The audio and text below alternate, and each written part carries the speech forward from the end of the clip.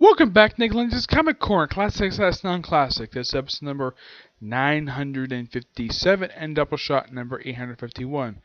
I have two group trades, one from DC, one from Marvel. First, start with one Marvel. And this is Champions, Volume 3, Champions for a Day, collecting issues 16-18 of Champions Volume 2, plus the Monster Lee's one-shot. Written by Mark Waid, artwork is mainly done by Alberto Ramos. Yep. Though the Monster Lee's one-shot is written by James Whiteley, and artwork by Rostein and Ted Barnett. Yeah, with these three issues, these are also, point out though, these are the last three issues that Mark Waid and Alberto Ramos did for this series before handing out to Jim Zeb and his artist. Yep, so the champions, after the events of, well, Worlds Collide, have gone on a membership drive because the last person to officially join this team was Cyclops. He was the last unofficial person on this team. So they invited a bunch of new superheroes. They invited Locust, the new Patriot, the other Falcon, Ironheart. Yeah, they invite her. And the whole thing with the storyline, it deals with a loose end from Worlds Collide, where you have two Visions, and by the end of it, because the Android one's going nuts, so they decided to merge both of them into one. There's a human version of Vision and the robot version, so they merged them together. Now, as far as I could tell from the members who basically joined, also at the end of the storyline, Cyclops quits the team. Basically, I think Mark Waid wrote him out of the series because he knew that the event Extinction was coming up, which that was going to Extermination, which was going to have the past X-Men go back to the past finally after being stuck in the present for 6 years. Yes, for 6 years they've been stuck in the present, and finally Marvel sending them back. Probably the reason why they couldn't because of Bendis. Yeah, that could be the reason why. That's probably the reason why they couldn't allow it, because Bendis kept saying no. Yep, they had to wait after he left the company to do this. Yep. They also have, well, Nydia Pym and Moon Girl Devil Dinosaur join the team. Now, some of these members will stay on as permanent members. The other ones will stay on as reserved members. I think this will be a little bit later. Yep. Now, Red Locust, I should point out, though, when she's off the joining team, she basically is like, yes, I want to become a champion. Of course, she hugs Miss Marvel, which I thought was so funny. And, of course, yeah, Miles Morales asking, well, the Patriot, which this is the third Patriot, asking the Falcons, like, you guys, you call Ratchet and Clank. Says, you two want to join? Yep. And Falcon's like, sure. Why not? Yeah, it's like they create like a bunch of teenage superheroes that join this team, which I think is a good idea. I like the fact Waid actually takes time to do this, and I love the fact that he did not leave the whole thing with Vision left hanging, because I'm sure he probably really didn't want to leave that plot thread hanging for too long, even after he left.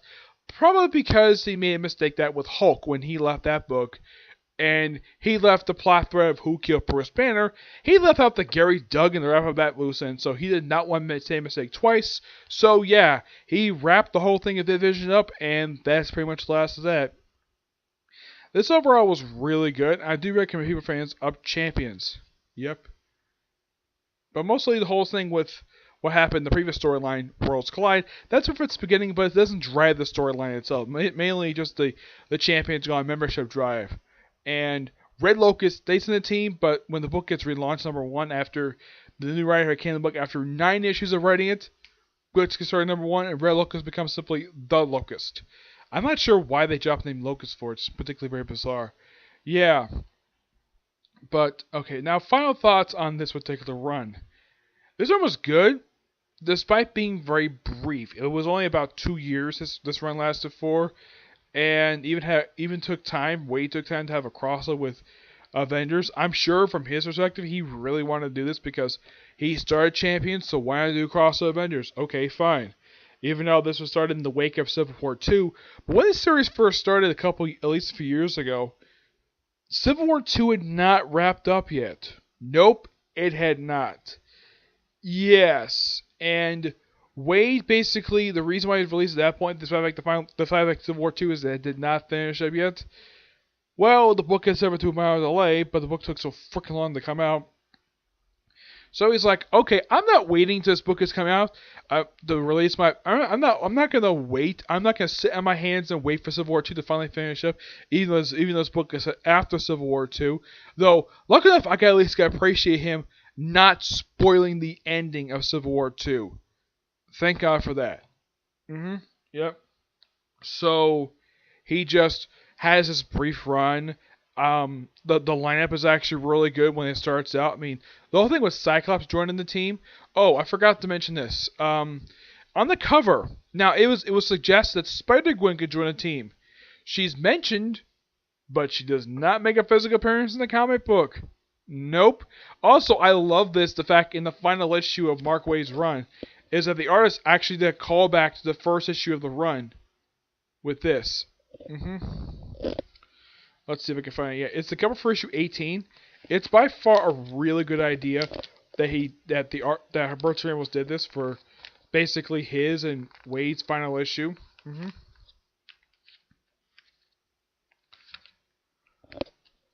Let's see if I can find it. Yeah, there's a callback to issue 1 in here. I'll get to the Monster Unleashed one. I forgot to talk about that. Yeah. The Monster Unleashed thing is just basically what champions are up to in that mini event, Monster Unleashed.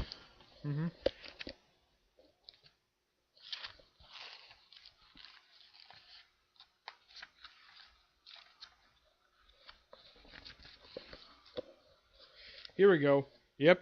Here's basically on the screen the cover for issue 1, and then walking away with it, basically signifying. Now, for some people, they were probably worried I was going to be the final issue of the series, but nope.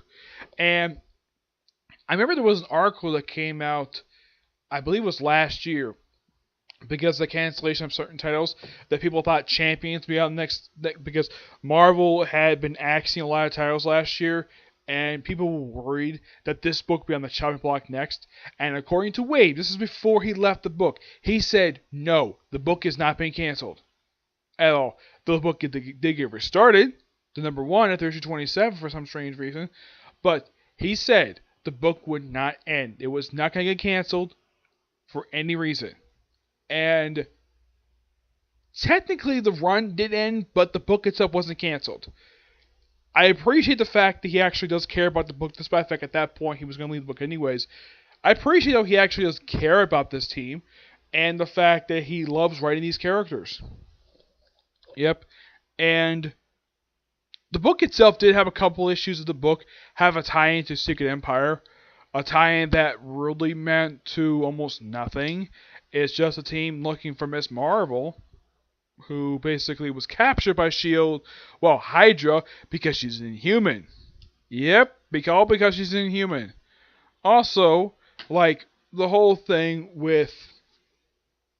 They also have, like, a strange plot thread, and when issue ends with Vision, she's at home, and her father grounds her, basically puts her, like, termination, and all of a sudden, next issue, she's perfectly fine. I mean, what the heck was this? Was there a planned issue where Nova was going to break her out or something?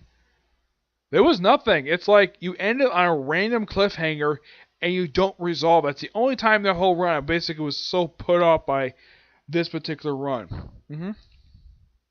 Yeah.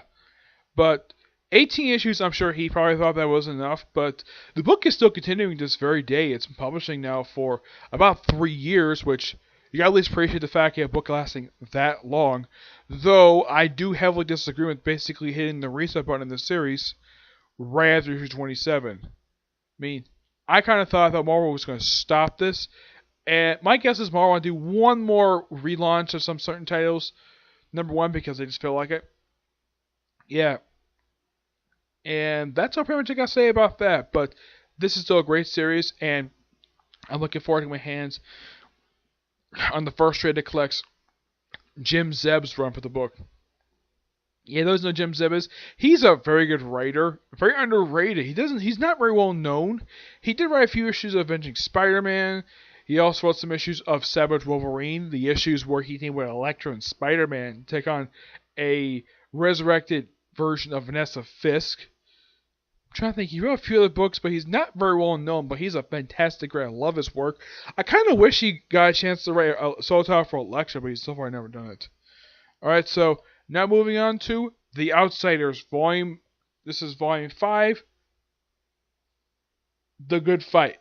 This collects Outsiders Volume 3, issues 34 to 41, written by, of course, John Winnick. The artist for majority of these issues is Matthew Clark. Yeah, Matthew Clark is, of course, the main artist of the book, with Pop Man, Ron Randall, and Tom Greenberg as the other, basically, artists. Matthew Clark basically does a majority of these issues. The only issues he does not do is, let's see, he doesn't do 30, I believe this is 30, if I remember correctly. I think this might be 37. He doesn't do 37. He doesn't do 38. Yeah, he just doesn't just do these two issues here. And Matthew Clark does write a couple issues with the last few issues with Ryan Randall. Yep. Pretty much the whole thing with this one is that it's under the 1 year logo. Yeah, those of you who don't know what the heck 1 year later is, it's simply put, after the events of Infinite Crisis, all DC comics, basically, and I wasn't reading DC at this point, I didn't read until like 4 years after this came out, that all the books jump ahead 1 year later, and eventually what happened during that 1 year time skip was explored in the pages of the awesomely and critically acclaimed series 52, which was done by Mark Waid, yeah, the same guy who wrote this, along with Grant Morrison, yeah, he got a chance to write it, along with Greg Rucka, and I think Dan Jurgens got a chance to write it. I don't remember who the fourth writer was, but it had 4 writers on that one. Yep. And this is simply what they're up to. And apparently during this period of time, with the exception of that way, all the Outsiders are declared dead. Well, until a meltdown in Russia. Yep. They also have a fight with Brain and Mishimala. There's also this weird scene of Mishimala and Brain in bed together. Yeah, because, well, Mishimala is in love with the Brain. In case you're wondering, no, this is not something Joe Winter came up with. This is something Grant Morrison came up with during his very weird run for Doom Patrol back in the 80s. Yeah. And the whole thing with this one was that they were finding out that there was clones of various superheroes being made by Mishimala, by the Brain. And it turns out the one behind all of this was not the Brain, but Dr. Savannah, a Captain Marvel villain. Okay, yeah, and the first one they come across is a speedster who has the face of Jay Garrick. Now, this is pointed out, though, by both the Outsiders and Alan Scott, who's actually coming to check on him. This is not Jay Garrick, this is a clone. They also find a clone of Plastic Man and Firestorm, and eventually come across a clone of Superman. No, this is not Bizarro. It's just some bulky guy, this bulky clone who just has to be a clone of Superman. And there was a meltdown at a nuclear power plant, which basically out of the whole thing of the Outsiders being alive. Because apparently during the 1 year time skip, there was this ridiculous treaty that banned certain countries for people having like superpowers. It's particularly by far, when I read about this particular treaty, it is so stupid. I'm like, why the heck would you come up with this damn thing? It's almost just as bad as the Superhuman Registration Act, which I'm probably sure that some people at DC probably thought that was cool. So let's do something similar at DC. Though it was a treaty instead of just a law, a law that was passed in U.S. Congress. Yep. Oh, and in case you're wondering, is events of this series ever mentioned Nightwing? Nope. Never is. Which I think is quite bizarre. Yeah. But this, and of course, the last issue does have it where you have it with the character Amazing Grace. Yeah. Which they briefly cast with Dr. I think it's Mishimala, who try to reveal, like, basically a secret of who Grace's people are. It's revealed a few years later. It's actually, she's part of a group of Amazonians known as the Bana. Yeah, a group of Amazonians who didn't worship the Greek gods, but the Egyptian pantheon. Yep. The Egyptian pantheon. Yeah, that's revealed into Amazon's Attack. Yep, that's when that revelation happened. I think this came out roughly, I think it was in 2006. And I believe that, yeah, I think it came out like the following year.